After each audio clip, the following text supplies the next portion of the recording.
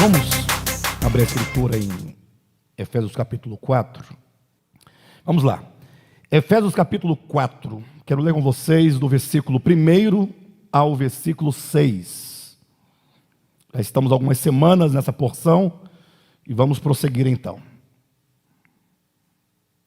Rogo-vos, pois, eu, o prisioneiro no Senhor, que andeis de modo digno da vocação a que fostes chamados, com toda a humildade e mansidão, com toda a longanimidade, suportando-vos uns aos outros em amor, esforçando-vos diligentemente por preservar a unidade do Espírito no vínculo da paz.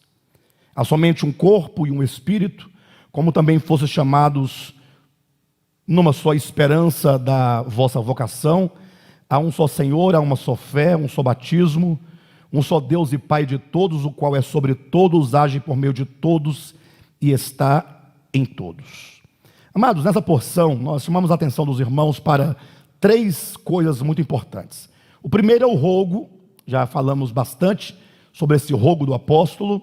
O segundo seriam os meios, né? Os meios de quê? Os meios de se alcançar este rogo de que diz o apóstolo Paulo.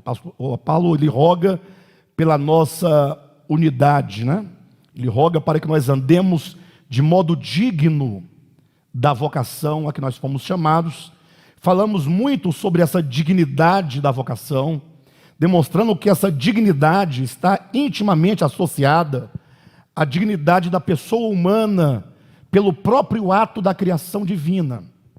Ou seja, quando Deus cria o homem na sua origem, Gênesis capítulo 1, capítulo 2, o que nós encontramos ali? Que Deus cria o homem à sua imagem, conforme a sua semelhança.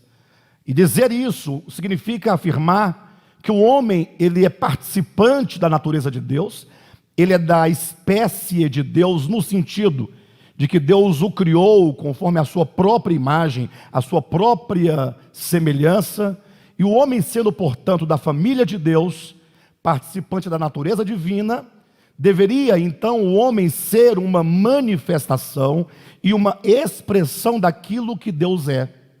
Assim como o filho expressa o pai, tomando por empréstimo a ideia de filiação e de paternidade, assim o homem. Então, o homem deve viver à altura da razão para a qual ele foi criado. Uma vez que o homem ele pecou, ele se desintegrou de Deus, essa desintegração é afastamento, é um hiato que se formou na consciência humana, de modo que o homem passou a viver independente de Deus, separado de Deus, o que causou o rompimento do homem com toda a criação, com o próximo, com todas as coisas. Este homem agora, por meio do Evangelho, ele é chamado por Deus. Chamado para quê?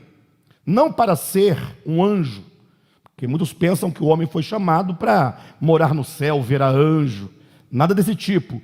O homem é chamado, esse chamamento é para que o homem agora, para que no homem se cumpra o propósito original da sua criação.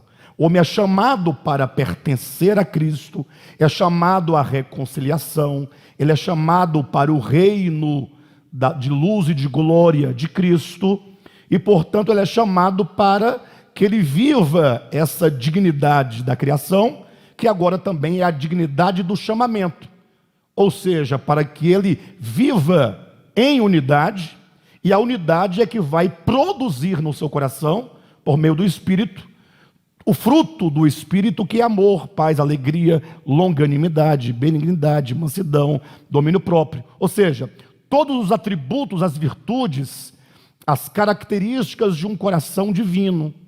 Ou seja, sem nenhum tipo de inimizade, sem nenhum tipo de separação do homem para com Deus, do homem para consigo, do homem para com a criação, do homem para com o seu próximo.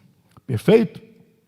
Por isso que Paulo diz, nos versículos 2 e 3, que o modo de andar, a maneira de andar de modo digno, os meios é com humildade, com mansidão, com longanimidade e suportando uns aos outros. Então,